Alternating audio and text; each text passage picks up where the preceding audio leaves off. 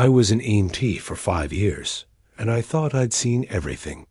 But when I started noticing patients declared dead on arrival who were still showing signs of life, I couldn't stay silent. The call came in at 11:47 p.m. on a Tuesday. Cardiac arrest. At the downtown bus station. By the time my partner Jake and I arrived, the man was unconscious. No pulse we could detect. Standard protocol. We worked on him for 12 minutes in the ambulance, compressions, oxygen, the whole routine. Nothing. At Mercy General, I was wheeling him toward the intake desk when I felt it. The faintest flutter under my fingertips as I checked his wrist one more time. A pulse. Weak, but definitely there. Nurse Hawkins, I called out. I'm getting a... But Patricia Hawkins was already filling out the death certificate, her pen moving. With practiced efficiency. She barely looked up. DOA, Williams, take him to Bay 7. That's when his eyes opened. Just for a second. But I saw it. 5 years ago, I walked into Mercy General Hospital for the first time wearing my crisp new EMT uniform, badge gleaming under the fluorescent lights. I was 23, fresh out of training, and convinced I was going to save the world one emergency call at a time. Mercy General had a reputation. Best trauma center in the city, with a survival rate that made other hospitals jealous. Dr. Harrison Cole, the chief of emergency medicine, had personally shaken my hand during orientation. We save lives here, Williams, he'd said with that confident smile that made you believe anything was possible. Every second counts. Every decision matters. I believed in that mission. Every late-night cardiac arrest, every overdose, every car accident victim I gave everything I had. The adrenaline, the rush of bringing someone back from the brink, it never got old. My partner Jake Martinez used to joke that I cared too much, that I'd burn out before I hit 30 if I didn't. Learn to compartmentalize. But that was the thing about this job. You couldn't compartmentalize death. You either fought it with everything you had, or you found another line of work. The patient from Tuesday night kept haunting me. Those eyes, wide and confused, looking right at me before the gurney disappeared behind the double doors.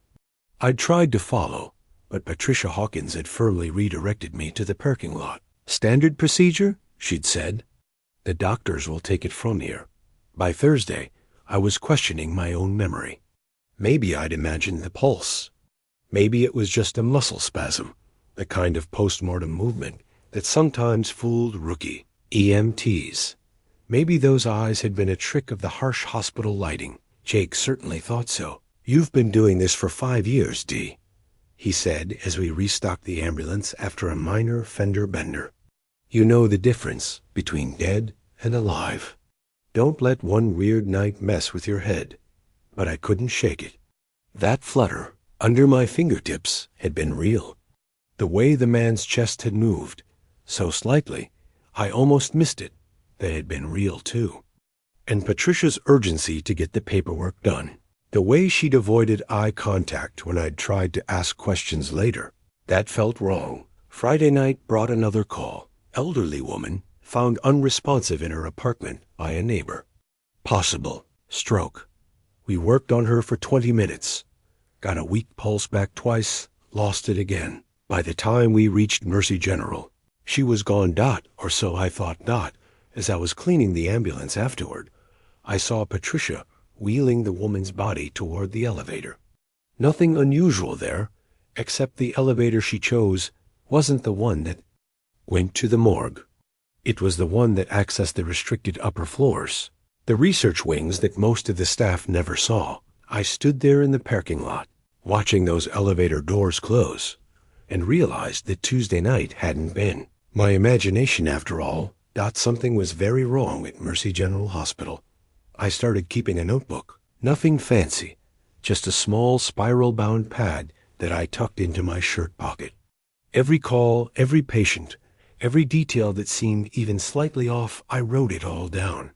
The pattern emerged slowly, like a photograph developing in a darkroom. September 15th, 2:30 a.m. Male, approximately 60, cardiac arrest. Faint pulse detected at hospital intake. Declared DOA by Patricia Hawkins before examination completed. September 18th, 11:45 p.m. Female, 72, stroke symptoms. Showed pupil response to light during transport. Patricia on duty. Immediate death certificate. September 23rd, 4:15 a.m. Male, 45, overdose. Breathing shallow but present upon arrival. Patricia handling intake. Patient wheeled to restricted elevator. 3 cases in 10 days. All during Patricia Hawkins' shifts. All with the same rushed declaration of death. The same avoidance of standard. Verification procedures. I researched Patricia's schedule through the hospital's staff directory. She worked nights, Tuesday through Saturday, always in the emergency intake department. 23 years at Mercy General. Commendations for efficiency. Never a single malpractice complaint. But efficiency wasn't supposed to mean cutting corners on death pronouncements. On September 25th, I decided to test my theory. During a quiet afternoon shift, I walked through Mercy General's main lobby, past the gift shop and the information desk, toward the elevator banks. The restricted floors required keycard access, but I wanted to see the layout, understand where Patricia had been taking those gurneys.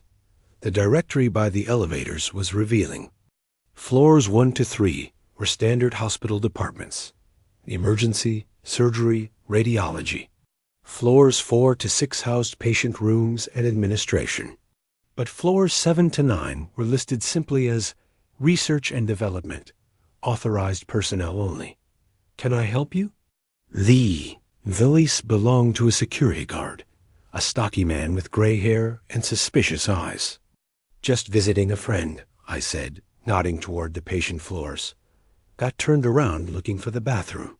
He didn't buy it, but he pointed me toward the public restrooms without further challenge. As I walked away, I felt his eyes following me, and I made a mental note. Security was tighter than it appeared. That weekend, I drove past Mercy General during my off hours, studying the building from different angles. The research floors had their own parking area in the back, accessed through a separate entrance.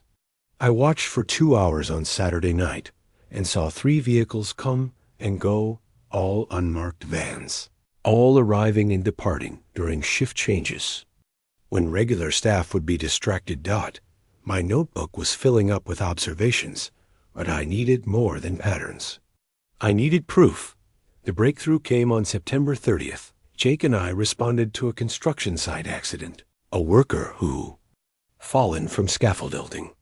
The man was unconscious, breathing erratically, but definitely alive when we loaded him into the ambulance. During transport, his vitals stabilized. Weak, but stable. At Mercy General, Patricia was waiting at the intake desk as usual. But this time, as she reached for her clipboard, I spoke up. Patient shows strong vitals, I announced loudly, making sure other staff could hear.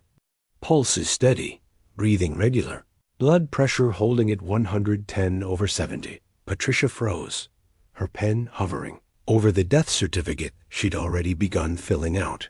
Around us, 2 other nurses and a resident doctor turned to look.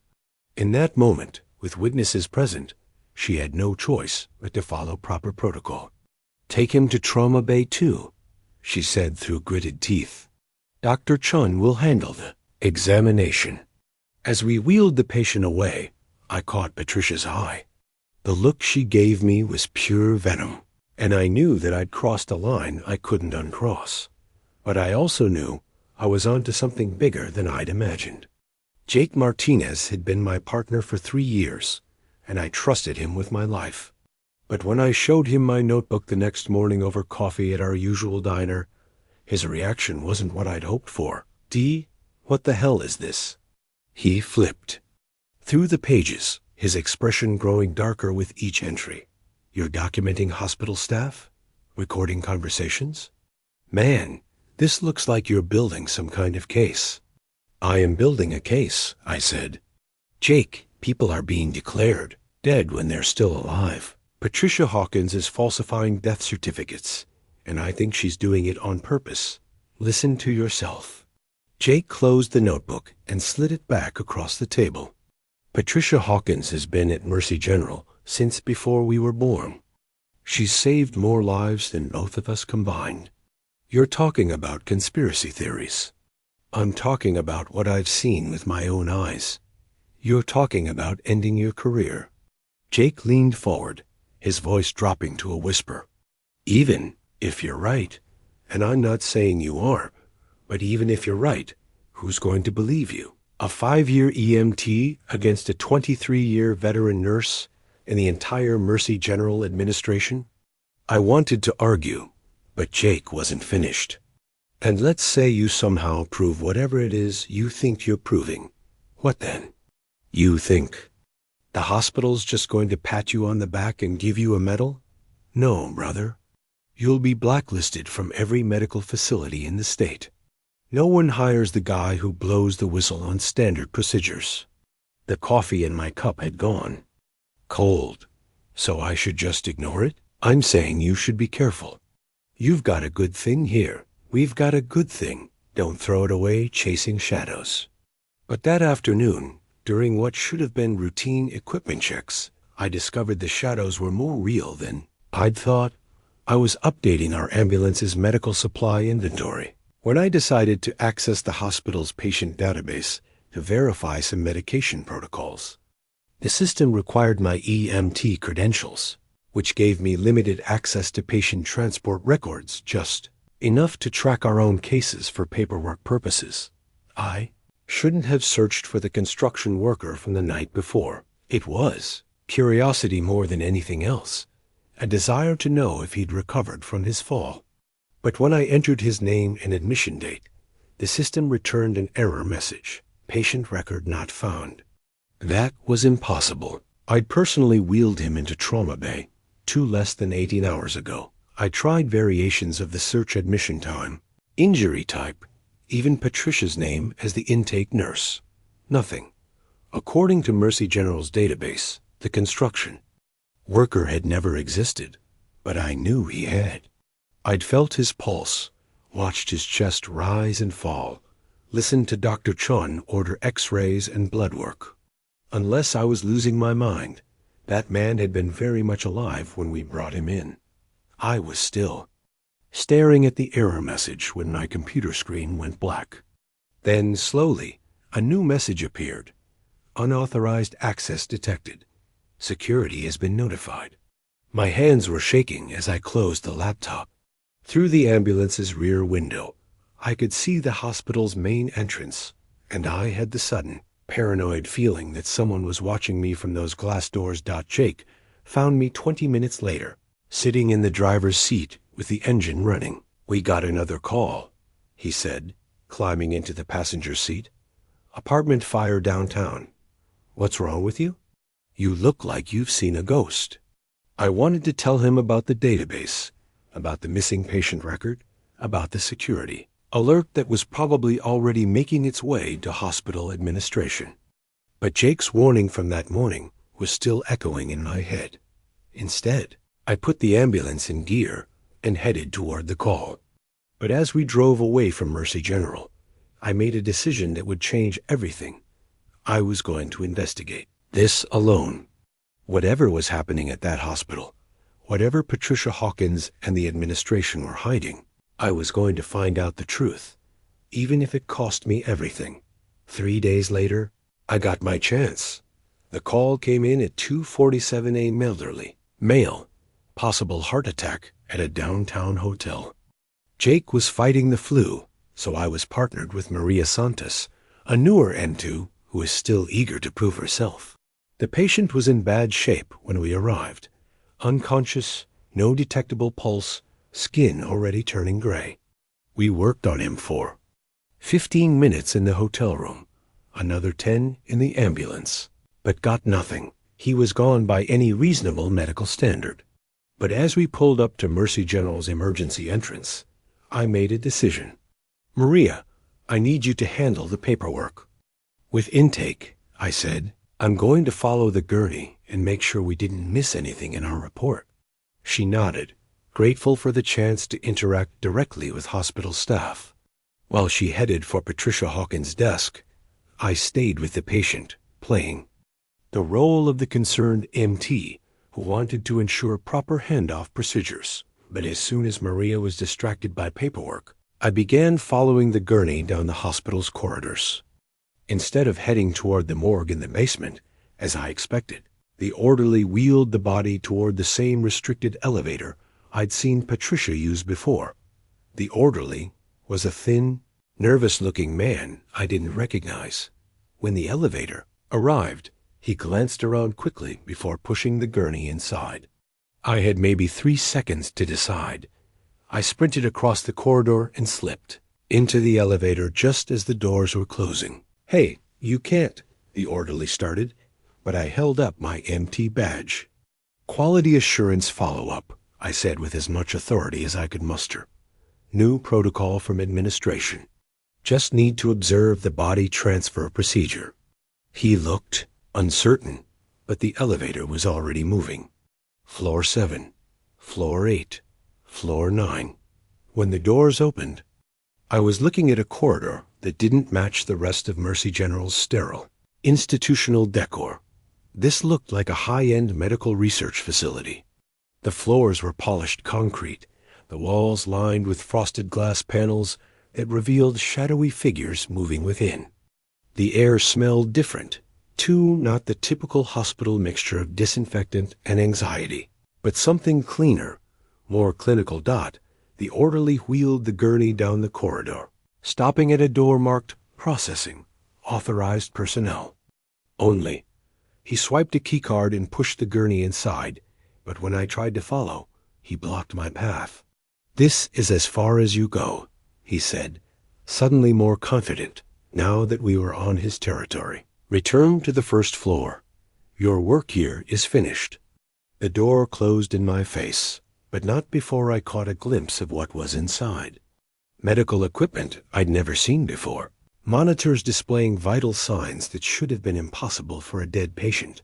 And in the background, other gurneys with bodies that were connected to machines by tubes and wires.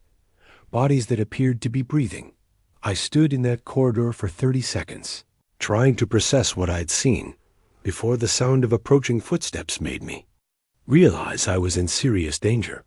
I found a stairwell and took the stairs 2 at a time, reaching the ground floor just as my radio crackled to life. "Williams, what's your location?" It was Maria, and she sounded worried. "Just finishing up some paperwork," I said, trying to keep my voice steady. "Meet you at the ambulance in 5 minutes." But as I walked through Mercy General's main lobby, I felt eyes following me. At the information desk, a security guard was speaking quietly into his radio while looking directly at me. Near the elevators, Patricia Hawkins stood with her arms crossed, her expression unreadable. I made it to the ambulance without incident, but I knew my cover was blown. Whatever was happening on the 9th floor of Mercy General Hospital, I'd gotten too close to it. And now they knew I was watching. I was changing out of my uniform in the hospital parking lot 3 nights later when someone tapped on my car window. I spun around, expecting security, but found myself face to face with a young Asian woman in scrubs. She looked nervous, constantly, glancing over her shoulder. "You're Damon Williams, right? The EMT who's been asking questions about patient intake procedures." "Depends who's asking," I said, not opening the car door. "My name is Rebecca Chun. I'm a resident here, and I think we need to talk." She suggested a 24-hour diner 6 blocks from the hospital, neutral territory, where we could speak without worrying about hospital surveillance. I followed her there in my car, still not sure if this was legitimate help or an elaborate trap. Rebecca looked exhausted as she slid into the booth across from me, her hands wrapped around a coffee cup like she was trying to absorb its warmth. "I've been working at Mercy General for 8 months," she began, "and I've noticed things that don't make sense." "What kind of things?" "Patients disappearing from the morgue logs. Bodies that are signed in, but never signed out. Transfer. Orders that don't match any external facility I can find in the system. She pulled a folded paper from her pocket. This is from last week. 3 patients, all declared DOA during Patricia Hawkins' shifts, all supposedly transferred to external research facilities for organ donation studies. I studied the document. The signatures looked official, but something about the formatting seemed off. What makes you think these transfers aren't legitimate? Because I called the facilities listed on the transfer orders. 2 of them don't exist. The 3rd one hung up when I mentioned Mercy General. Rebecca leaned forward, lowering her voice. And there's something else. I've been tracking the patient intake numbers. In the past 6 months, Mercy General has reported a 23% increase in DOA cases during night shifts. But the overall emergency call volume in the city is actually down. The implications hit me immediately. Someone's changing the numbers. Or someone's changing what counts as dead on arrival. She pulled out another paper, this one covered in her handwriting. I started keeping my own records 3 weeks ago. Every patient that came through intake with vital signs that I personally observed, compared against the official death certificates. The numbers were staggering. 12 patients in 3 weeks, all with documented signs of life at intake, all declared DOA by Patricia Hawkins. Why haven't you reported this? I asked. Rebecca's laugh was bitter. To who? Patricia Hawkins has been here longer than most of the attending physicians. Dr. Cole personally hired me, and he's the one signing off on these transfer orders. The hospital administration thinks I'm just an overeager resident who doesn't understand how emergency medicine works. So why come to me? Because you're not part of the hospital hierarchy. You're an outsider who's noticed the same things I have. And because... She hesitated, then pulled out one more document. Because yesterday, I found this. It was a staff memo, dated 2 days ago, with my name highlighted in yellow. The subject line read, Security Alert, Unauthorized Personnel Access to Restricted Areas. Dr. Cole sent this to all department heads, Rebecca said. You're officially on their radar now, which means if we're going to do something about this, we need to do it fast. I looked at the evidence spread across the diner table transfer orders, patient logs, security alerts. It was more than I'd hoped to find, but still not enough to prove anything conclusively. What do you suggest we do? Rebecca checked her watch. I go back on duty in 2 hours. Night shift, when most of this activity happens. If you're willing to take the risk, I might be able to get you access to the restricted floors through the employee entrance. That's a big if. It's the only way we're going to find out what's really happening to these patients. She met my eyes, and I could see the same determination that had been driving my own investigation. Unless you want to walk away and pretend none of this is happening. I thought about Jake's warning, about the security alert with my name on it, about the career I'd worked 5 years to build. Then I thought about those eyes opening on the gurney, about the construction worker who disappeared from the hospital database. What time should I meet you? At 11:30 p.m. I met Rebecca at the hospital's employee entrance, a side door that required keycard access but had minimal security coverage. She'd changed into casual clothes and carried a messenger bag that she claimed contained research materials for a case study. The key is to act like we belong here, she whispered as her card beeped us through the door. Night shift staff are used to seeing people they don't recognize. Residents work weird hours, and there are always consultants coming and going. We took the service elevator to the 7th floor, emerging into the same sterile corridor I'd seen 3 nights earlier. But now, with Rebecca's medical knowledge and access credentials, we could explore more systematically. The first few rooms were standard research labs, microscopes, computers, filing cabinets full of what appeared to be legitimate medical studies. But as we moved deeper into the floor, the equipment became more specialized and the security more sophisticated. "Look at this," Rebecca said, stopping at a door marked Observation Suite 1. She swiped her card, and we found ourselves in a room that overlooked what could only be described as a medical facility within the hospital dot below us. Through reinforced glass, I could see a series of beds with patients connected to life support equipment. The lighting was dim, but I could make out at least 6 individuals, all appearing to be unconscious, but clearly alive based on the steady rhythms displayed on their monitors. "Jesus," I breathed. "How long have they been down there?" Rebecca was studying a computer terminal near the observation window. "According to this, some of these patients have been here for weeks. Look at these dates: September 8th, September 15th, September 23rd. She turned to me, her face pale. "Those match some of the DOA cases from your notebook." I pressed my face against the glass, trying to get a better look at the patients. "What are they doing to them?" "Experimental drug trials, from what I can see here." Rebecca was scrolling through medical charts on the computer. "But these aren't voluntary participants. These are people who were declared dead on arrival. People with no family to ask questions, no insurance companies to investigate claims." Scope of what we were seeing began to sink in. This wasn't just medical malpractice. This was something far worse. "We need to document this," I said, pulling out my phone to take pictures. "Wait." Rebecca grabbed my arm. "Look at the access log on this computer. Someone else is in the building. Someone just used their keycard to enter the 8th floor too, minutes ago." The timestamp showed 11:47 p.m., and the name on the access log made my blood run cold. "Patricia Hawkins. She's not supposed to be here," Rebecca whispered.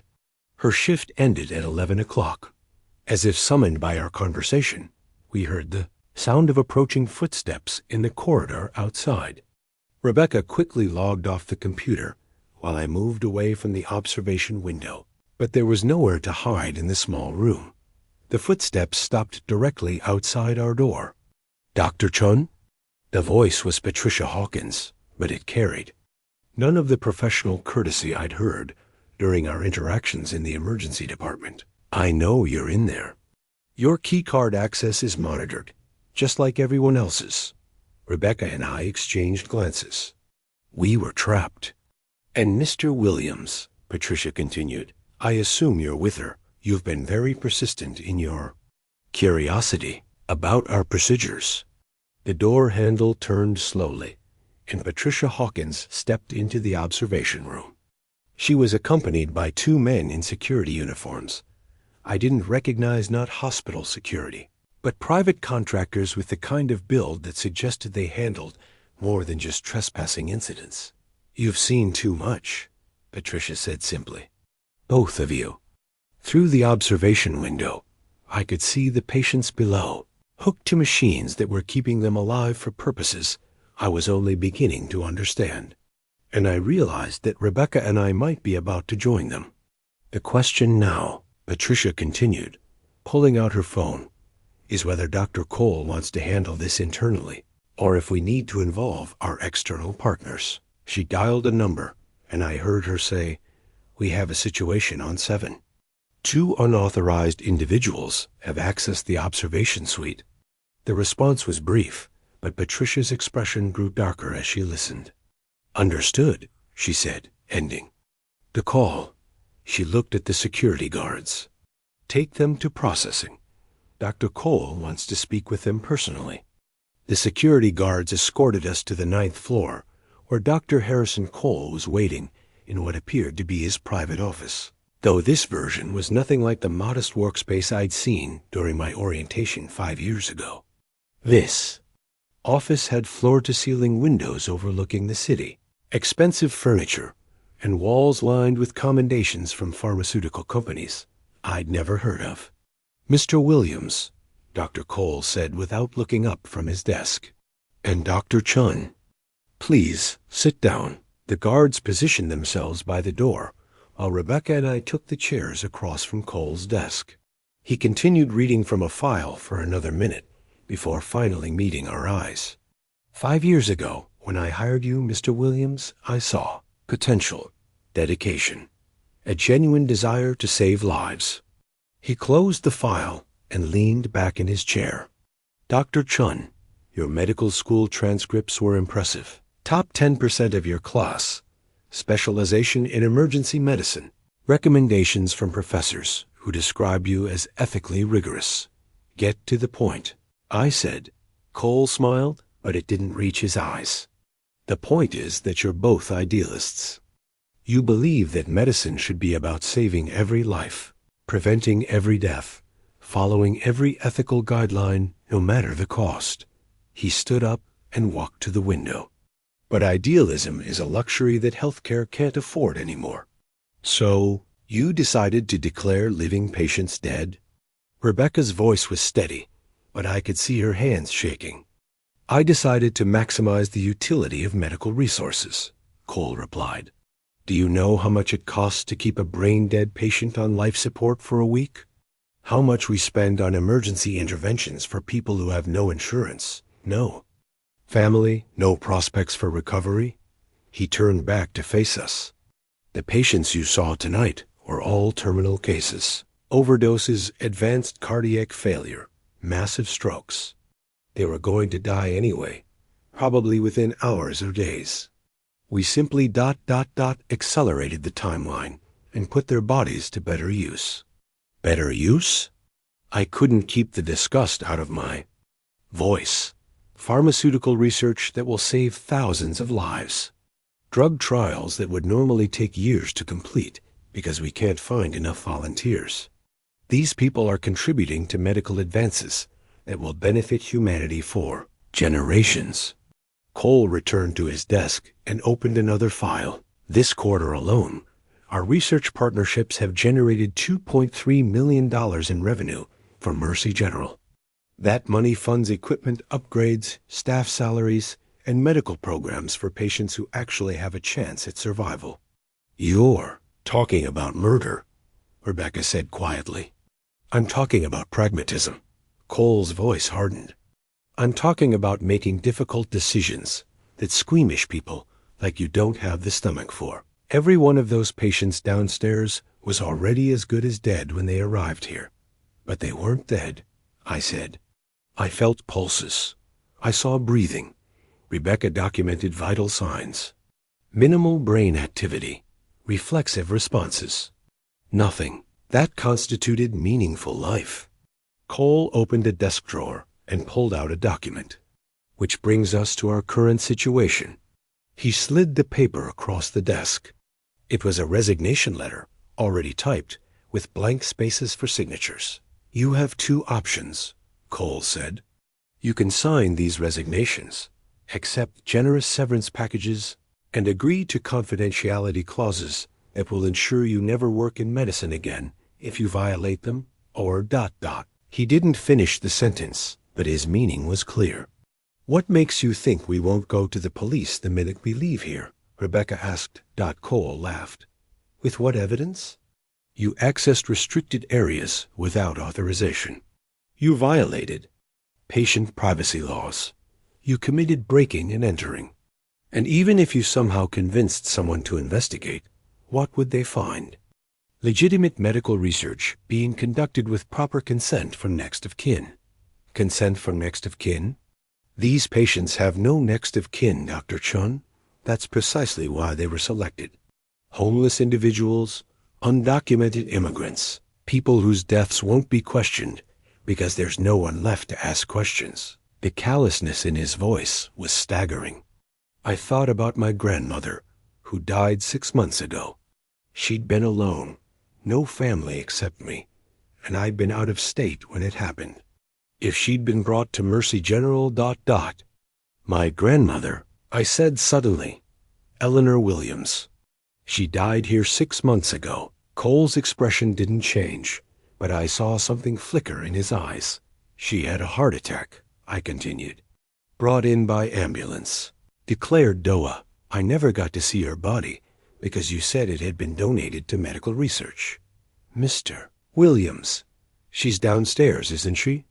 I stood up, my chair falling backward.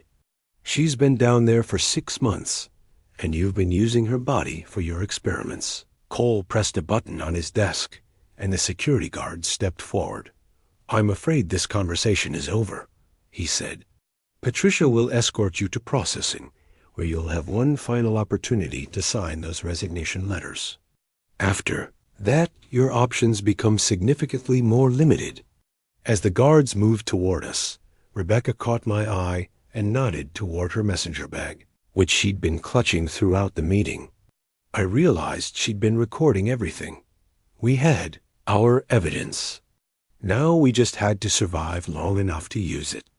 The guards escorted us back to the 7th floor, but instead of returning to the observation room, they led us to a different area section that looked more like a medical processing facility than a hospital ward. The corridors were wider, here designed to accommodate gurneys and equipment, and the rooms were sealed with heavy doors that required keycard access. Patricia Hawkins was waiting for us outside a room marked Intake Processing. She held a clipboard with what appeared to be the same resignation documents Cole had shown us, along with several other forms I couldn't identify from a distance. Last chance to do this the easy way, she said, holding out the clipboard. Sign the papers, take the money, and walk away. You can start new lives somewhere else, doing something that doesn't involve asking inconvenient questions. What happens if we don't sign? Rebecca asked. Patricia's smile was cold. Then you become patients. Tragic accident in the hospital's research wing. Gas leak, maybe, or electrical fire. 2 dedicated medical professionals who died trying to save important research data. I looked around the processing area, noting the cameras in every corner, the keycard locks on every door, the complete absence of any hospital staff who weren't part of this conspiracy. We were trapped in the middle of a facility designed to handle people who weren't supposed to survive. How many? I asked. How many people have you processed through here? Since Dr. Cole implemented the program 3 years ago? Approximately 200. Patricia consulted her clipboard as if she were discussing routine medical statistics. Though the numbers have increased significantly since we established our partnerships with the pharmaceutical companies. 200 people, Rebecca whispered. 200 people who were already dying, Patricia corrected. People whose deaths contributed to medical advances that will save thousands more. It's simple mathematics, Dr. Chun. 200 lives versus thousands. The choice is obvious. But I was thinking about the mathematics differently. 200 people over 3 years meant roughly 1 person per week disappearing into this facility. 1 person per week whose death was being falsified, whose body was being used for unauthorized medical experiments. What about their families? I asked. Some of these people had to have family members who asked questions. Very few, Patricia said. We're careful about selection criteria. But when family members do inquire, we provide death certificates and arrange for closed casket services with cremation. The families get closure, and we get ... research materials. The clinical way she described it made my stomach turn. These weren't research materials, they were people. People who trusted Mercy General Hospital to save their lives, not to harvest their bodies for profit. The pharmaceutical companies, Rebecca said, they know what you're doing? Patricia shrugged. They know we have access to fresh test subjects for terminal disease research. They don't ask detailed questions about our procurement methods, and we don't volunteer unnecessary information. It's a mutually beneficial relationship. One of the security guards stepped forward. Ma'am, Dr. Cole wants to know if the subjects are ready for processing. Give us 1 more minute, Patricia said. She turned back to us. This is your final opportunity. Sign the papers, or become part of the research program yourselves. I looked at Rebecca, who was still clutching her messenger bag. Inside that bag was a recording device that had captured Cole's entire confession, along with documentation of the patients we'd seen and Patricia's admission about the scope of the program. if we signed the papers and walked away. That evidence might eventually reach the authorities, but there was no guarantee we'd survive long enough to deliver it. And even if we did, Cole had made it clear that they had lawyers and resources to fight any investigation. If we refused to sign, we'd become victims ourselves, but Rebecca's recording would still exist, and someone would eventually find it. "I need to ask you something," I said to Patricia. "My grandmother, Eleanor Williams, was she part of your program?" Patricia consulted her clipboard again, flipping through several pages. "Williams, Eleanor. Admitted March 15th. Cardiac arrest. No family present at time of death." She looked up at me. "She's been a very valuable research subject. Excellent baseline health for her age group. Minimal previous medical interventions. The pharmaceutical companies have been quite pleased with the data she's provided." The rage that hit me was so intense I could barely see. My grandmother, the woman who'd raised me after my parents died, who'd taught me about compassion and justice, had been reduced to a research subject in Patricia Hawkins' files. "Where is she?" I demanded. "Still in the program. We've been able to maintain her for nearly 6 months now, which is quite remarkable for someone her age. The longevity studies alone have been." I lunged toward Patricia, but the security guards were faster. They grabbed my arms and held me back while she stepped out of reach. "I think we have our answer," Patricia said calmly. "Take them to processing. Room 3. Prep them for immediate intake." As the guards began dragging us toward one of the sealed doors, Rebecca managed to catch my eye one more time. She tapped her messenger bag and mouthed the word "live stream." I realized she hadn't just been recording Cole's confession, she'd been broadcasting it. The processing room was sterile white, equipped with medical gurneys and equipment that looked disturbingly similar to what I'd seen in the observation facility downstairs. As the guards forced us inside, Patricia began preparing what appeared to be sedatives, the kind used for anesthesia, but in doses that suggested we weren't intended to wake up. "The beauty of this system," Patricia said as she worked, "is that your deaths will look completely accidental." 2 medical professionals who broke into a restricted research area and accidentally triggered a chemical leak. Very tragic. The hospital will hold a memorial service. But as she spoke, I noticed something she hadn't. Rebecca's phone, still clutched in her hand, was displaying a live video feed with a viewer count that was climbing rapidly. 47 viewers. 73 viewers. 156 viewers. "Patricia," Rebecca said loudly, making sure her voice would carry clearly through the phone's microphone. "Can you repeat what you just said about the memorial service? For the recording?" Patricia froze, the syringe halfway to the first gurney. "What recording?"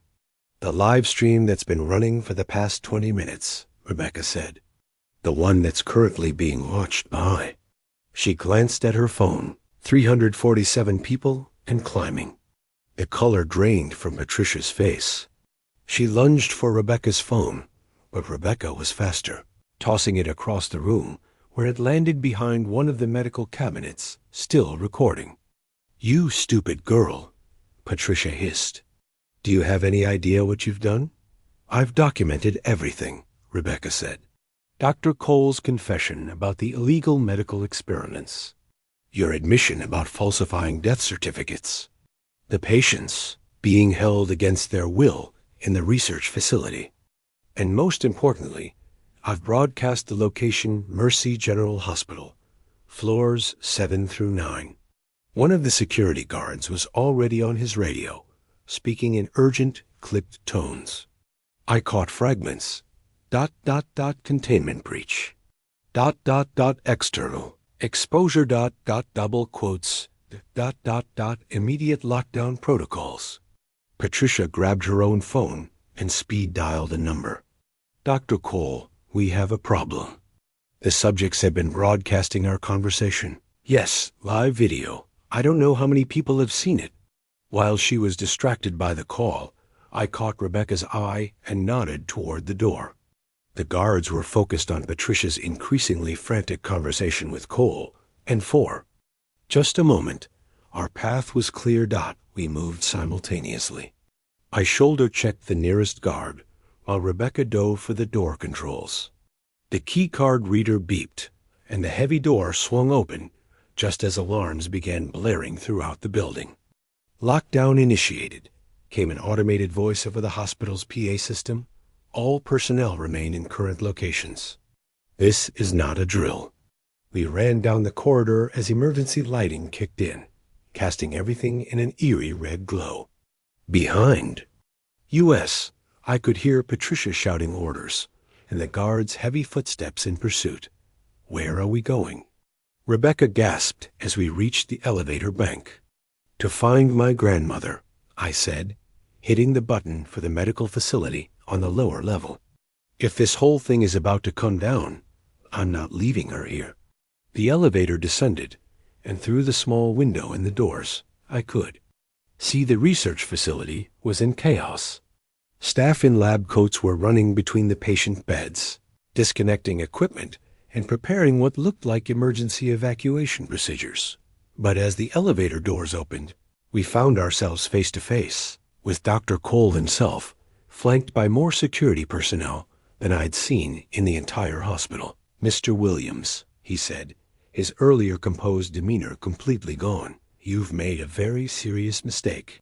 But it's not too late to contain this situation." "The live stream has been running for half an hour," Rebecca said. "Hundreds of people have seen everything. The police are probably already on their way." Cole's smile was sharp and dangerous. "The police are the least of your concerns right now. You've just cost some very powerful people a great deal of money, and they don't typically allow witnesses to those kinds of losses." He stepped aside, revealing something that made my blood freeze. On one of the nearby gurneys, connected to life support equipment, but clearly alive, was my grandmother. Her eyes were open, looking directly at me, and her lips were moving as if she was trying to speak. "She's been asking for you," Cole said softly, "for months. We've kept her conscious enough to be useful for the research, but aware enough to appreciate her situation." "You son of a bitch," I whispered. "The deal is simple," Cole continued. "You help us clean up this media problem. Convince your viewers that what they saw was a training exercise or a medical drama production, and your grandmother gets to die peacefully. Refuse, and she becomes our long-term research project." But even as he spoke, I could hear something that gave me hope. Sirens in the distance, growing louder by the second. The sirens were getting closer, but Cole seemed less concerned about police intervention than I'd expected. As the security guards positioned themselves around the medical facility, I realized why this wasn't just a hospital conspiracy.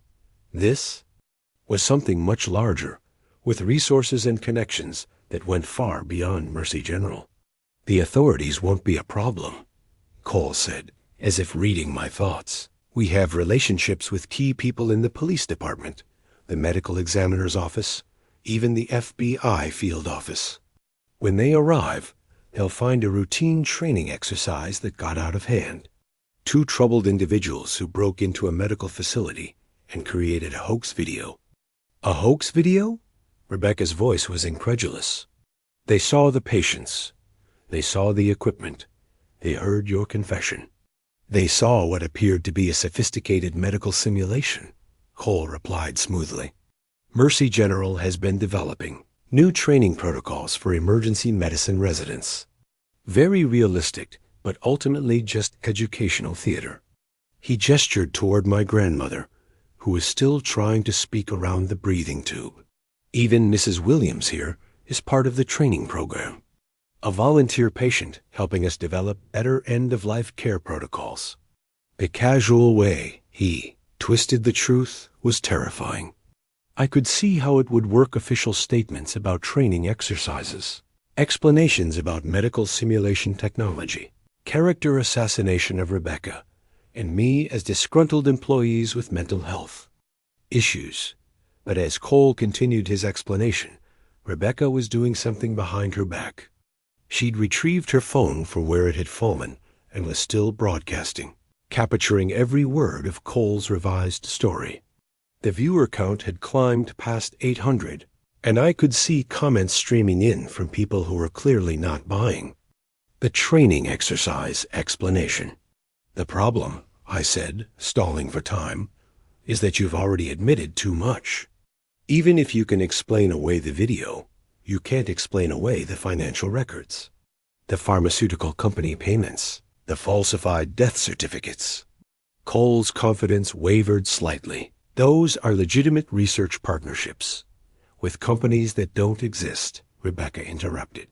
I checked the registration records for 3 of your pharmaceutical partners this afternoon. 2 of them are shell corporations registered in the Cayman Islands. The 3rd one was dissolved 6 months ago. That was news to me, but Rebecca's research skills were apparently more thorough than I'd realized. Cole's face darkened as he processed the implications. You've been very busy, Dr. Chun. I've been very careful, she corrected. And I've been sharing my research with people outside this hospital. People who won't be influenced by your connections in local law enforcement. The sirens had stopped outside the building, and we could hear voices in the main hospital corridors. But instead of relief, I felt a growing sense of dread. If Cole was right about his connections, the arriving authorities might not be our salvation. They might be additional threats. Mr. Williams, Cole said, his voice taking on a new urgency. I'm going to make you one final offer. Your grandmother is dying, truly dying this time. The life support is all that's keeping her alive, and we can disconnect it peacefully, with dignity, allowing you to say goodbye. Or we can keep her in this program indefinitely, conscious and aware. As a research subject for experimental pain management studies, the choice he was offering was monstrous, but I could see the calculation behind it. Even if the conspiracy was exposed, even if he was arrested, my grandmother would remain trapped in this facility unless I cooperated. There's a 3rd option, I said, moving closer to her gurney. I take her out of here myself. The life support equipment isn't portable, Cole said. Disconnect her from these machines, and she'd die within minutes. Maybe. Or maybe she's stronger than you think. I looked down at my grandmother, meeting her eyes for the first time in 6 months. She was trying to tell me something, her lips moving around the breathing tube in a pattern I gradually recognized. She was saying go over and over again. Go. She's telling us to leave, I said to Rebecca. She knows what's happening, and she wants us to get out of here. How touching, Cole said. But you're not leaving this facility. None of you are. That's when the lights went out. Emergency lighting kicked in a second later, casting everything in red shadows. But in that moment of darkness, I heard something that changed everything. The sound of the life support machines switching to battery power, and my grandmother's voice, weak but clear, saying my name, Damon. She was breathing on her own. Whatever they'd been doing to her, whatever experiments they'd been running, she was stronger than any of us had realized. And in the red emergency lighting, as Cole and his security team scrambled to regain control, I saw our chance to escape. The power outage lasted only 30 seconds, but it was enough. In the confusion of emergency lighting and staff rushing to secure the research facility, Rebecca and I managed to get my grandmother disconnected from the non-essential equipment. She was weak, barely conscious, but breathing independently. Can you walk? I whispered to her. Try, she managed, her voice hoarse from months of intubation. Rebecca had found a wheelchair in the medical supply area, and we carefully transferred my grandmother into it, while the security guards were dealing with what appeared to be a broader facility emergency. Through the observation windows, I could see that the power outage had affected the entire hospital, not just the research floors. The backup generators should kick in any minute, Rebecca said. We need to move now, while their surveillance systems are down. But as we headed for the elevator, we discovered that Cole had anticipated this possibility. The elevator bank was blocked by security personnel with flashlights, and I could hear him on the radio coordinating a floor-by-floor search. "There has to be another way out," I said. Rebecca was studying a fire evacuation map mounted on the wall. "Emergency stairs at the east end of the building. But they'll lead us right past the main security desk." "What about the service elevator I used the other night?" "That goes directly to the ground floor loading dock." But ... She hesitated. "But what?" "But the loading dock is where the pharmaceutical company vans pick up their research materials. If Cole's people are there..." My grandmother's hand gripped my wrist. "Go," she whispered again. "Don't let them. Keep doing this." She was right. Even if we didn't all make it out, the live stream was still running, and Rebecca's research was documented. The conspiracy could be exposed, but only if at least one of us survived to follow through. We made our way toward the service elevator, moving through corridors lit only by emergency lighting and the occasional flashlight beam from security patrols. The hospital was in chaos, not just from the power outage, but from something larger. Through the windows, I could see police cars, ambulances, and what looked like federal vehicles surrounding the building. "The live stream," Rebecca said suddenly. "Look at the viewer count." Her phone showed over 3,000 people watching, and the comments were no longer just expressions of disbelief. People were posting addresses and phone numbers for federal investigators, medical licensing boards, and news organizations. Someone had identified the hospital from visual cues in the video. Others were sharing screenshots and downloading the footage to preserve it as evidence. It's going viral, I realized. Even if they shut us down now, it's too late. But Cole wasn't giving up. As we reached the service elevator, we found him waiting for us, flanked by the same private security contractors from earlier. The elevator doors were open, but 2 more guards stood inside. "I really hoped it wouldn't come to this," Cole said. "But you've left me no choice." He held up a tablet showing news feeds from multiple stations. The live stream had been picked up by local news, then national networks, and now federal agencies were involved. FBI trucks were visible in the parking lot, and investigators were already demanding access to the research floors. "You've destroyed something important," Cole said. "Medical research that could have saved thousands of lives. Pharmaceutical partnerships that funded critical hospital operations. All because you couldn't understand the bigger picture." "The bigger picture?" I couldn't keep the anger out of my voice. "You were killing people for profit. I was making difficult decisions that squeamish people like you aren't capable of making. Every one of those patients was terminal. Every one of them contributed to research that will benefit humanity for generations." "My grandmother wasn't terminal," I said. "She had a heart attack. She could have recovered."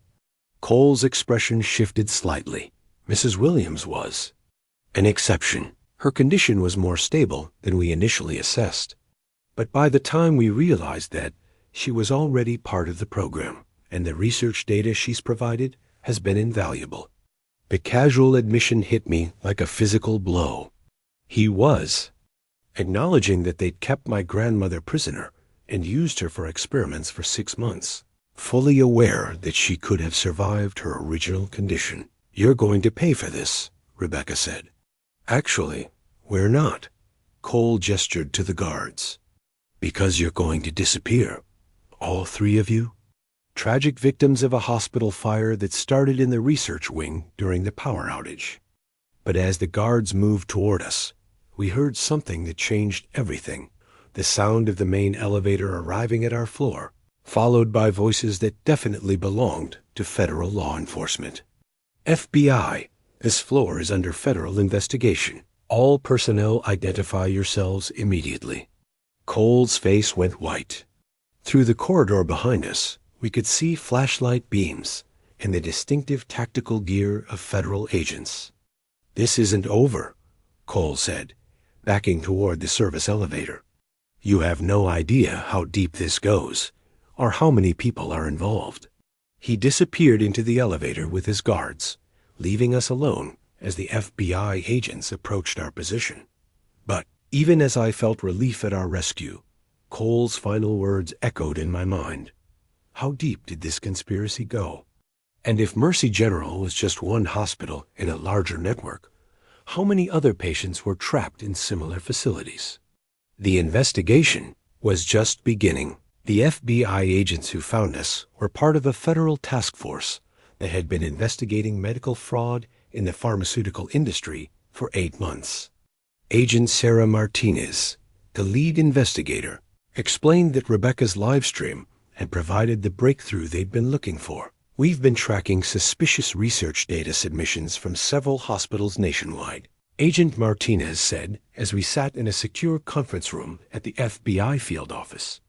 Mercy General kept appearing in our analysis, but we couldn't get access without probable cause.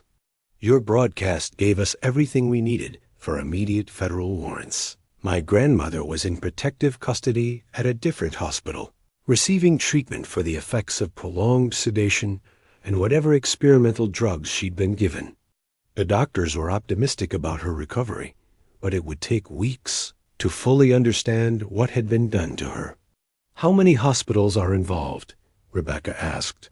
We're still investigating, but preliminary evidence suggests at least 12 facilities across 7 states, all following similar protocols targeting patients with no family, falsifying death certificates, conducting unauthorized pharmaceutical trials. The scope was staggering. Hundreds of patients, millions of dollars in illegal research, pharmaceutical. Companies that had built their entire business models around access to unwilling test subjects. What happened to Dr. Cole? I asked. Agent Martinez's expression darkened. He's missing, along with Patricia Hawkins and most of the private security. Contractors. They had an extraction plan, probably been preparing for this possibility for months. That explained Cole's confidence, even as the FBI was entering the building. He'd known this day might come, and he prepared an escape route. But we recovered their research data. Agent Martinez continued. Computer servers, patient files, financial records, correspondence with pharmaceutical companies. It's going to take months to analyze everything, but what we've seen so far is enough to bring down this entire network. She showed us photographs of evidence seized from the research facility, medical records documenting hundreds of unauthorized procedures, financial statements showing payments from shell corporations totaling millions of dollars, email correspondence between Cole and pharmaceutical executives discussing research material procurement and test subject availability. The companies involved, Rebecca said, studying the documents. Are they all fake? Some are legitimate pharmaceutical companies that were knowingly participating in illegal trials. Others are shell corporations set up specifically to launder money from this operation. We're working with international law enforcement to track the financial networks. But even as Agent Martinez outlined the scope of the investigation, I couldn't shake the feeling that we were still missing something. Cole's final words about how deep the conspiracy went, his confidence even in the face of federal arrest, it suggested connections and resources that went beyond what we'd uncovered. Agent Martinez, I said, when you raided the hospital, did you find all the patients who were in the research facility? She hesitated. We found 18 patients in various stages of the experimental program.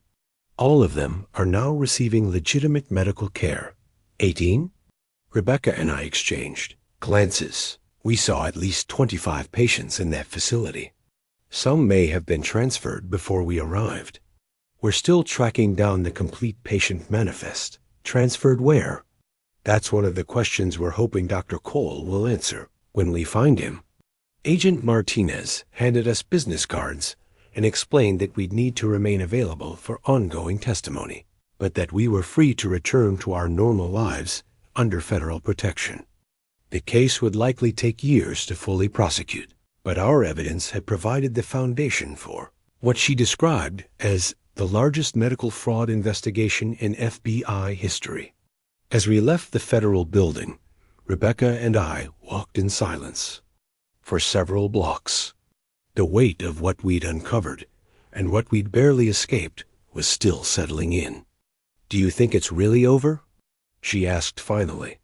I thought about Cole's escape, about the patients who'd been transferred before the FBI raid, about the pharmaceutical executives who were probably destroying evidence and preparing their own escape plans at this very moment.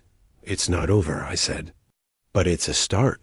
Rebecca's phone buzzed with a notification. The live stream had been viewed over 100,000 times, and major news networks were picking up the story. Medical licensing boards in multiple states were launching investigations. Congressional committees were calling for hearings. "We did something," she said. "Maybe not everything, but something." That night, I visited my grandmother in her new hospital room. She was awake, alert, and angry about the 6 months she'd lost to Cole's experiments. But she was alive, and she was free, and for the first time in months, I felt like I could breathe. "What are you going to do now?" she asked. I thought about my EMT certification, about Mercy General, about the career I'd built, and the trust I'd placed in a system that had betrayed everything I believed in. "I'm going to make sure this never happens again," I said. But even as I made that promise, I knew that somewhere out there, Cole and his network were already planning their next move. 3 weeks after the FBI raid, I was testifying before a congressional subcommittee on healthcare fraud when Rebecca texted me with news that made my blood run cold. Cole surfaced. "He's got Eleanor." I was in the middle of describing the pharmaceutical company payments to a room full of senators when my phone buzzed. The text included a photo of my grandmother, clearly alive but sedated, in what appeared to be another medical facility. Cole was standing beside her gurney, holding up that day's newspaper to prove the image was current. The message that followed was simple. "Federal Building Parking Garage, Level B3, 1 hour. Come alone or she disappears forever." I managed to finish my testimony without revealing the crisis, but inside I was calculating distances and timing. The federal building was 40 minutes from the Capitol, and I had no idea if this was a trap, a negotiation, or something worse. Agent Martinez was waiting for me outside the hearing room. "I saw your face change in there. What happened?" I showed her the text and photo. Her expression shifted immediately from colleague to federal agent. "We're not letting you go alone," she said. "This is obviously a trap." "It's also our only lead on where he's taken the missing patients," I replied. "And he has my grandmother. Mr. Williams, Harrison Cole is not interested in negotiating. He's lost everything: his career, his research, his financial partners. He's dangerous precisely because he has nothing left to lose." But even as she spoke, I was already moving toward the exit. "Then he's also desperate, which means he might be willing to make a deal." The parking garage was a concrete maze of shadows and echoing footsteps. I found Cole waiting exactly where he'd specified, standing next to a black SUV with tinted windows. He looked different, thinner, more haggard, like a man who'd been living on the run for weeks. "Mr. Williams," he said as I approached. "Thank you for coming." "Where is she?" "Safe, for now." He gestured toward the SUV. "She's receiving excellent medical care at a private facility. Better care, actually, than she'd get at any legitimate hospital." "What do you want?" "I want you to understand something." Cole's voice carried the same professorial tone I remembered from our first meeting, but now it was edged with desperation. The research we were conducting at Mercy General, it was just the beginning. The pharmaceutical partnerships, the patient trials, the data we were collecting, all of it was part of something much larger. He pulled out a tablet and showed me what appeared to be medical research data. Charts, graphs, test results that meant nothing to me but clearly represented years of work. Do you know what the average cost of bringing a new drug to market is? He continued. $3 billion. 15 years of trials. Thousands of volunteer patients who may or may not represent the populations who will actually use the medication. So, you decided to skip the volunteer part. I decided to accelerate the timeline using patients who were already dying. Every person in our program contributed to research that will save thousands of lives. The FDA approval process that normally takes decades can be reduced to months with the right data. I thought about my grandmother, about the 18 patients the FBI had rescued, about the hundreds of others who disappeared into this system over the past 3 years. You're talking about murder for profit, I said. I'm talking about utilitarian medicine. The greatest good for the greatest number. Cole closed the tablet. But the federal investigation has shut down our domestic operations. My partners are abandoning the research. Billions of dollars in medical advances are being lost because of your moral grandstanding. Good, is it? Cole stepped closer. What if I told you that one of our experimental treatments could cure your grandmother's heart condition? What if I told you that the research she's been part of could prevent thousands of cardiac deaths in the coming years? I stared at him, trying to process the offer he was making. The facility where she's being treated, he continued, is continuing the research overseas, outside federal jurisdiction. She could be the first patient to benefit from a treatment that wouldn't exist without her contribution. Or she could be the next victim of your illegal experiments. Cole smiled, but there was no warmth in it. That, Mr. Williams, is entirely up to you. Cole was offering me an impossible choice, but I'd learned something important during our conversation. He needed me. Whatever facility he'd moved my grandmother to, whatever research he was trying to continue, he couldn't do it without cooperation from someone with legitimate medical credentials. You want me to help you, I said. That's what this is really about. I want you to understand the bigger picture, Cole replied. Your testimony to Congress, Dr. Chun's research, the FBI investigation, all of it is going to destroy medical. Advances that could save millions of lives. By killing hundreds of people first. By utilizing medical resources more efficiently than the current system allows. Cole opened the SUV's passenger door. Come with me. See the facility. Talk to your grandmother. Make an informed decision about whether our research is worth continuing. I looked around the parking garage, noting the security cameras, the multiple exit routes, the fact that Agent Martinez was probably tracking my phone. If I got in that vehicle, there was no guarantee I'd ever come back, but there was also no guarantee I'd find my grandmother any other way. One condition, I said. I bring backup. Cole laughed. Mr. Williams, you're hardly in a position to make demands. Actually, I am. I held up my phone, showing him that I'd been recording our entire conversation. Everything you've just said about overseas facilities and continuing the research is being transmitted to federal investigators in real time. If I don't check in within the next hour, they'll have everything they need to track your international operations.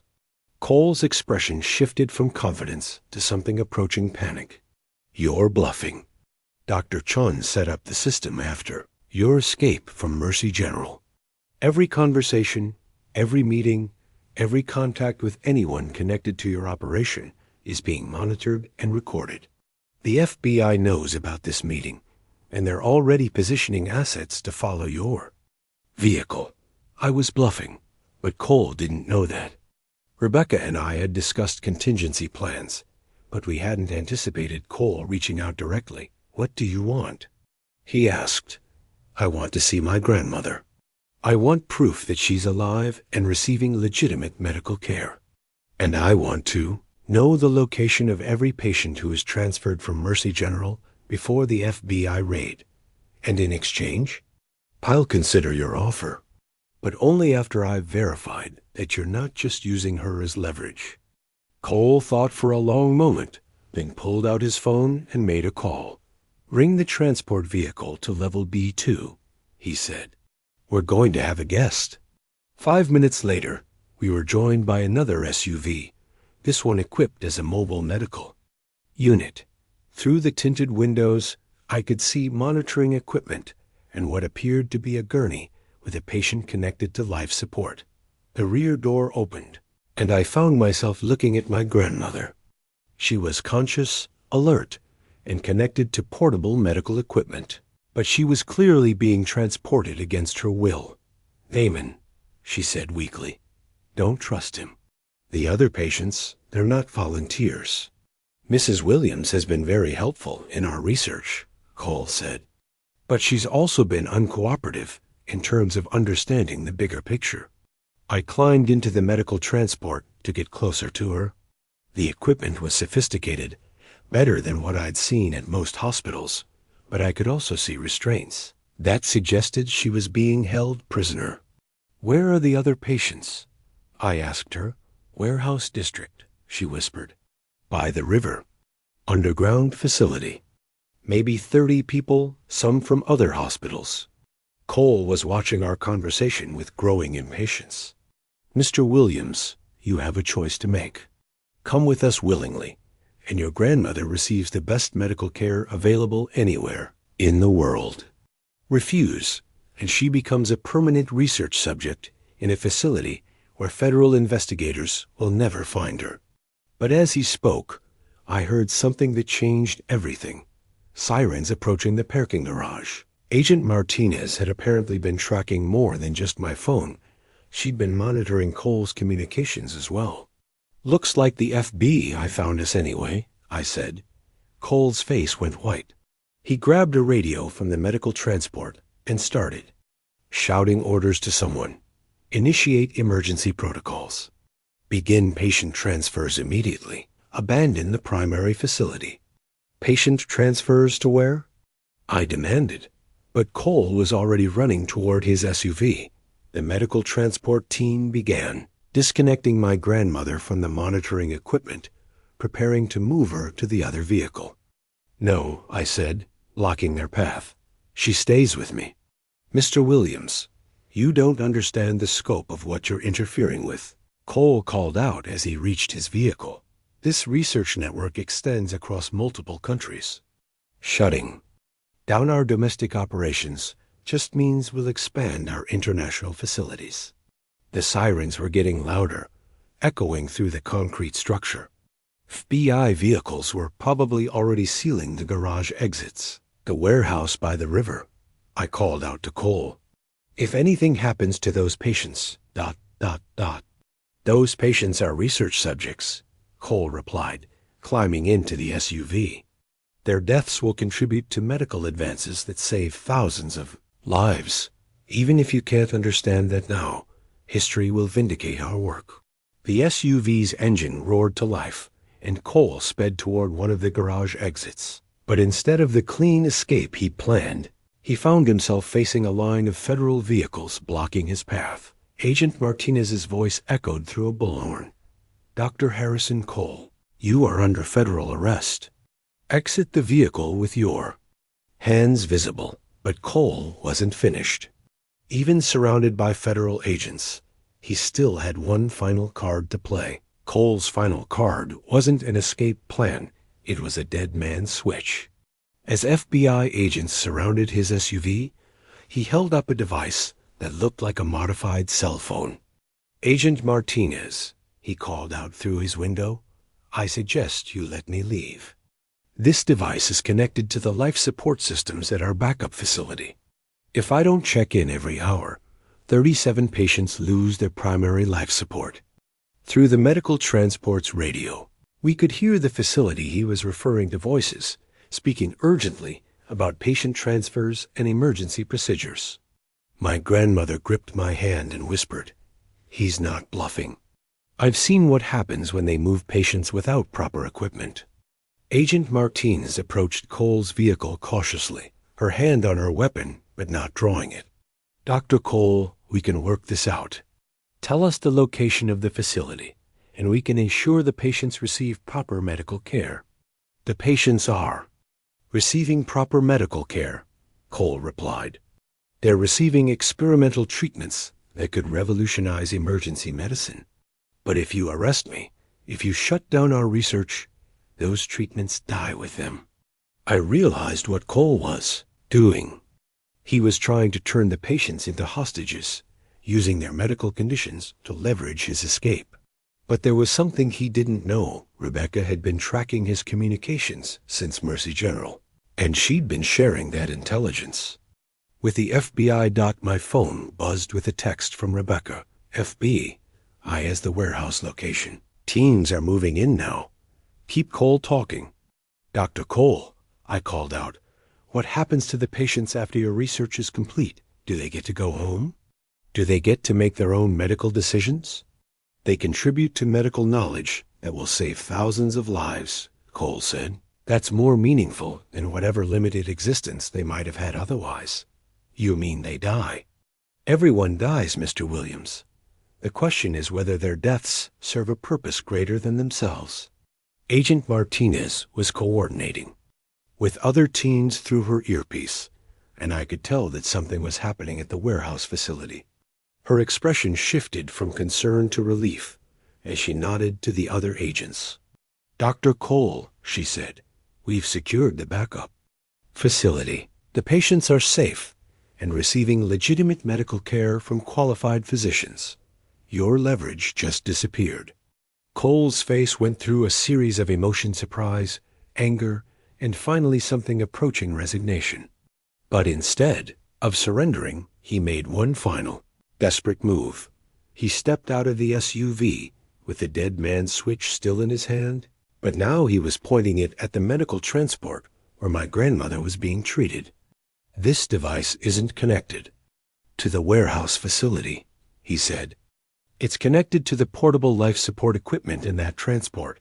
Mrs. Williams and I are going to walk out of here together, and if anyone tries to stop us, she dies." The FBI agents raised their weapons, but they couldn't risk a shot. With my grandmother in the line of fire, Cole began moving toward the medical transport, his finger hovering over the device. "Damon," my grandmother called out weakly, "don't let him take me back to that place." I was trapped between federal agents with guns drawn and a desperate man with a device that could kill the only family I had left. But as Cole approached the transport, I noticed something he'd missed. Rebecca had arrived with the FBI team, and she was carrying medical equipment of her own. "Dr. Cole," Rebecca called out, "before you make any final decisions, you should know that Mrs. Williams is no longer dependent on your life support equipment." She held up a portable defibrillator and monitoring unit. "I've been treating her for the past 20 minutes, reversing the sedatives you've been using and stabilizing her cardiac function. Your dead man switch won't kill her. It'll just disconnect equipment she doesn't need anymore." Cole turned to look at Rebecca, and in that moment of distraction, my grandmother did something that surprised everyone. She sat up on the gurney, pulled the monitoring leads off her chest, and climbed down from the transport under her own power. "I'm Eleanor Williams," she said to Agent Martinez, her voice stronger than I'd heard it in months. "I've been held prisoner for 6 months, used as a test subject for illegal medical experiments, and I'm ready to testify against every person involved in this conspiracy." Cole stared at her in shock. "That's impossible. Your cardiac function was severely compromised. Without our treatments, your treatments were keeping me sick," my grandmother said. "Dr. Chun figured that out when she reviewed my medical records. You weren't helping me. You were maintaining my dependence on your equipment to justify keeping me in the program." The dead man's switch fell from Cole's hand as the reality of his situation sank in. He was surrounded by federal agents. His patients had been rescued. His leverage was gone, and his primary research subject was standing up to testify against him. "This isn't over," he said as Agent Martinez placed him under arrest. "The research will continue. Other facilities, other countries, other patients. You can't stop medical progress." But as they led him away, I realized that maybe we could. Rebecca's Livestream had sparked an international investigation. Medical licensing boards across multiple countries were reviewing hospital practices. Pharmaceutical companies were being audited by federal agencies. We'd done more than rescue my grandmother. We'd started something that could protect countless other patients from becoming victims of illegal medical experimentation. The question now was whether that would be enough. 6 months later, I was sitting in a federal courthouse watching Harrison Cole receive a life sentence without the possibility of parole. The charges included murder, kidnapping, medical fraud, and conspiracy to commit human trafficking. Patricia Hawkins had been sentenced 3 weeks earlier to 35 years in federal prison after cooperating with investigators. The scope of the conspiracy had been even larger than we'd imagined. 12 hospitals across 7 states, 47 pharmaceutical companies, and over 800 patients who'd been declared dead while still alive. The international connections extended to facilities in Mexico, Eastern Europe, and Southeast Asia, where regulatory oversight was minimal and patient protection laws were rarely enforced. My grandmother sat beside me in the courtroom. Her recovery, so complete that her doctors had declared it medically remarkable. Rebecca, now working with the FBI as a consultant on medical fraud cases, was testifying about the systematic nature of the patient falsification procedures. The defendants created an entire infrastructure for medical kidnapping. She explained to the judge, patients were selected based on their lack of family connections, their inability to pay for extended medical care, and their potential value as research subjects. Death certificates were falsified, families were given false closure, and the patients disappeared into a network of unauthorized research facilities. But even as justice was being served in the courtroom, I knew that Cole had been right about one thing: this wasn't really over. During the investigation, federal agents had identified at least 12 other facilities that had been conducting similar programs. Some had been shut down, but others had simply moved their operations to countries with less oversight. The pharmaceutical companies involved had paid record fines, but several of the executives had fled to non-extradition countries. Before they could be arrested, the shell corporations that had funded the research had been dissolved, but the money had already been transferred to offshore accounts that investigators were still trying to trace. "Mr. Williams," the prosecutor said, calling me to give a victim impact statement. "Would you like to address the court?" I stood up, looking directly at Cole, who was sitting at the defendant's table with his hands cuffed. 6 months ago, he'd been a respected physician running one of the most successful emergency departments in the city. Now he was a convicted felon who would spend the rest of his life in federal prison. "Your Honor," I began, Dr. Cole told me that his research was about the greater good, that sacrificing a few patients would save thousands of lives. But what he really created was a system that treated human beings as disposable medical resources. I thought about the 800 patients who'd been victimized by this network, about the families who'd been given false death certificates, about the medical advances that could have been achieved through legitimate research with voluntary participants. The greater good isn't served by treating people as test subjects without their consent, I continued. Medical progress shouldn't come at the cost of basic human dignity. And no one, no matter how educated or well-intentioned they claim to be, has the right to decide that someone else's life is expendable.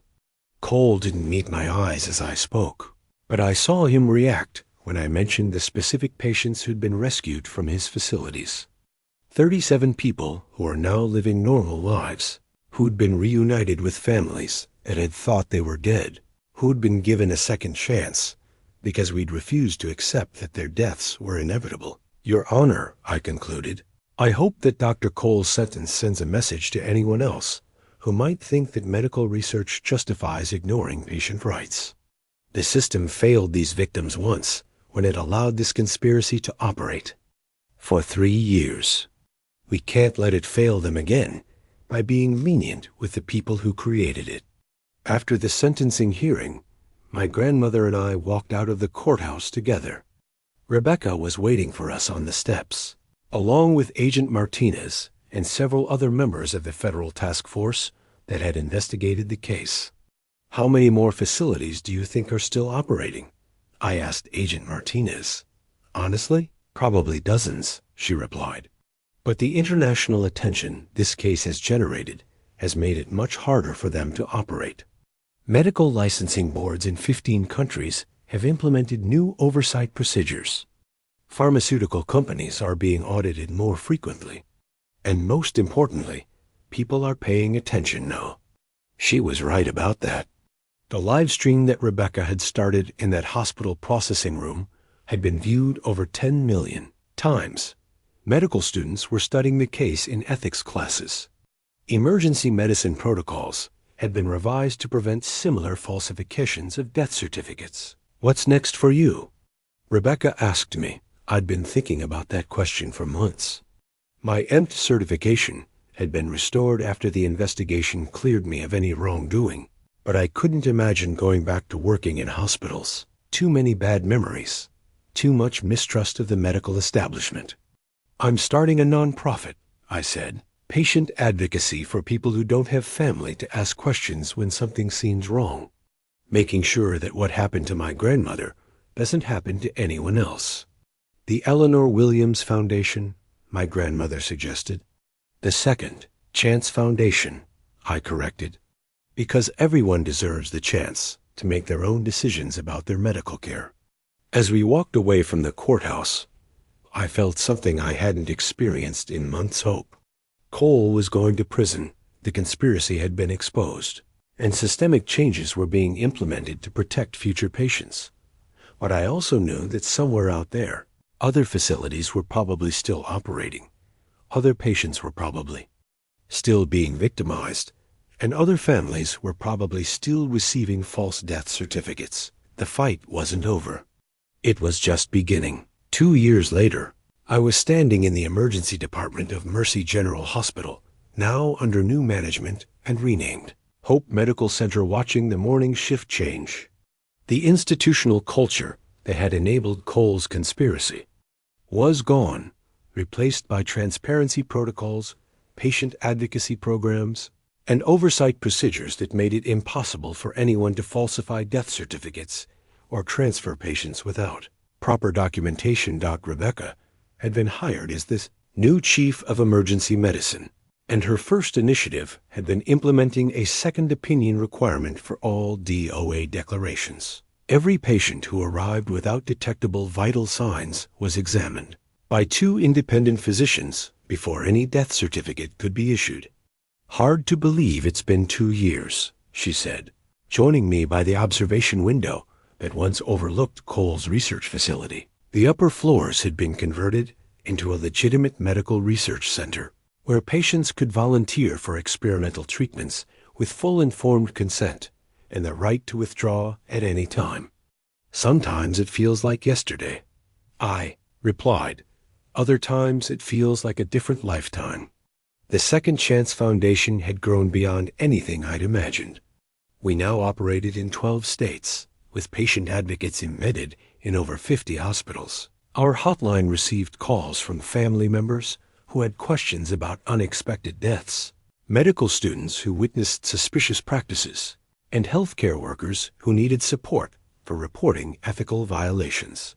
Just last month, we'd helped expose a pharmaceutical company that was conducting unauthorized trials at nursing homes, targeting elderly patients with dementia who couldn't consent to experimental treatments.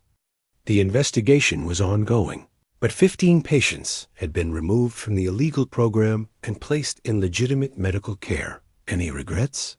Rebecca asked. I thought about my EMT career, about the 5 years I'd spent believing that Mercy General was saving lives while they were actually harvesting them, about the patients I'd transported who might have survived if I'd asked more questions, about the system I'd trusted that had betrayed everything I believed in.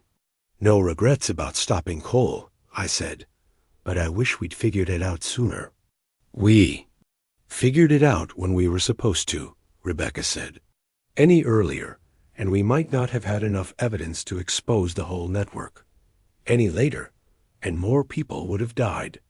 She was probably right, but I still thought about the patients who'd been victimized in the months before our investigation began.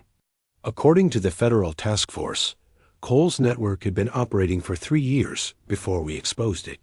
That meant hundreds of people who might have survived their medical emergencies if they'd received legitimate treatment.